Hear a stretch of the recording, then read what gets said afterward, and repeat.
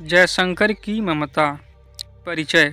ममता प्रसाद जी की प्रसिद्ध ऐतिहासिक कहानी है। इसमें काव्यात्मक भाषा में एक कर्तव्यपरायण और त्यागी नारी का चरित्र चित्रण किया गया है।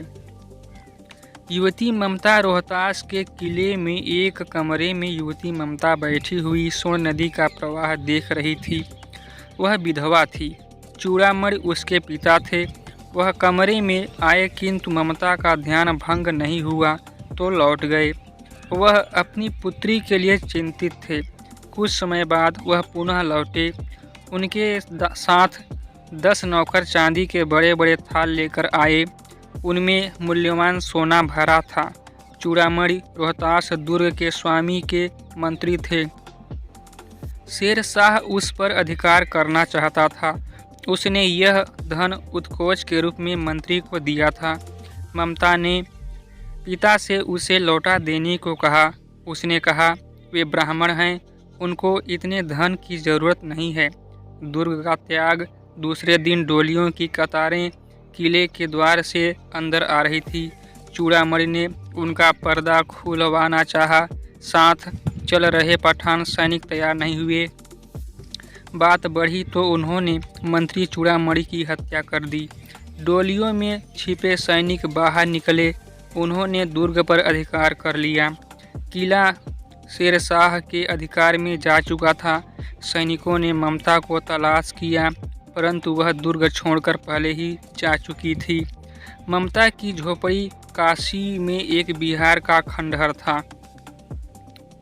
उसमें ममता ने झोपड़ी बना ली थी। वह अपनी झोपड़ी में बैठी धार्मिक पाठ कर रही थी। दीपक के मंद प्रकाश में उसने झोपड़ी के द्वार पर एक अत्यंत हताश और थके मांदे व्यक्ति को देखा।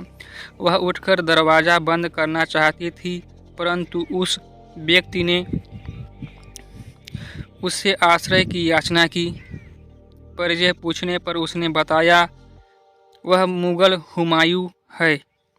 शेरशाह से चौसा युद्ध में हारकर रास्ते भटक गया था।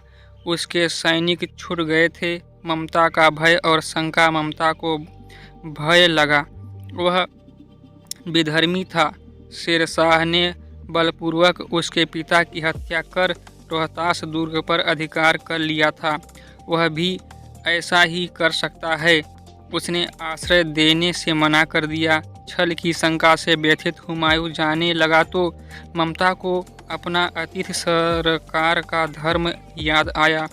उसने हुमायूं को रोका और झोपड़ी में विश्राम करने को कहा। वह बाहर चली गई। खंडहर में छिपी ममता सवेरा हुआ। खंडहर में छिपी ममता ने एक दरार से देखा कि वहाँ अनेक सैनिक घूम रहे थे। वे किसी को तलाश रहे थे। वह भयभीत होकर छिपने के लिए मृगदाब में चली गई। मुगल हुमायूं झोपड़ी से बाहर आया। उसने एक सैनिक से ममता को तलाशने के लिए कहा। बाद में घोड़े पर सवार होते हुए उसने कहा, मिर्जा, मैं उस स्त्री को कुछ दे न सका। उसने मुझे आश्रय दिया था। तुम यह स्थान याद रखना, उसका घर बनवा देना। इसके बाद वे सब वहाँ से चले गए।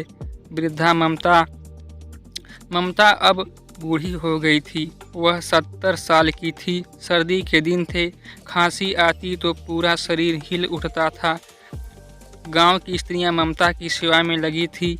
ममता जीवन भर सबके सुख दुख की साथी रही। प्यास लगने पर वो एक स्त्री ने उसे पानी पिलाया। अश्वारोही का आना तभी वहाँ एक घुड़सवार आया। वह कह रहा था, मिर्जा ने जो चित्र दिया वह तो इसी स्थान का है। 43 साल हो गए। वह स्त्री बूढ़ी होकर मर गई होगी। अब किससे पूछूं कि मुगल सम्राट हुमायूं ने किस झोपड़ी में विश्राम किया था। ममता ने सुना तो उसको बुलवाया। उसने उसे बताया कि वह नहीं जानती कि वह साधारण मुगल था या सम्राट। उसने यहाँ पर ही रात बिताई थी। अब वह यह संसार छोड़कर जा रही है। तुम यहाँ मकान बनाओ या महल। इतना कहते ही ममता के प्राण पखेरु उड़ गए। अष्टकोण मंदिर उस स्थान पर एक भव्य अष्टकोण का भवन बनाया गया। उस पर शिलालेख लगा था। इस स्थान पर मुगल सम्राट हुमायूं ने विश्राम किया था।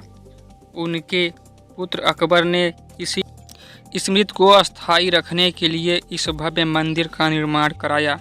इस शिलालेख में ममता का कोई नाम नहीं था।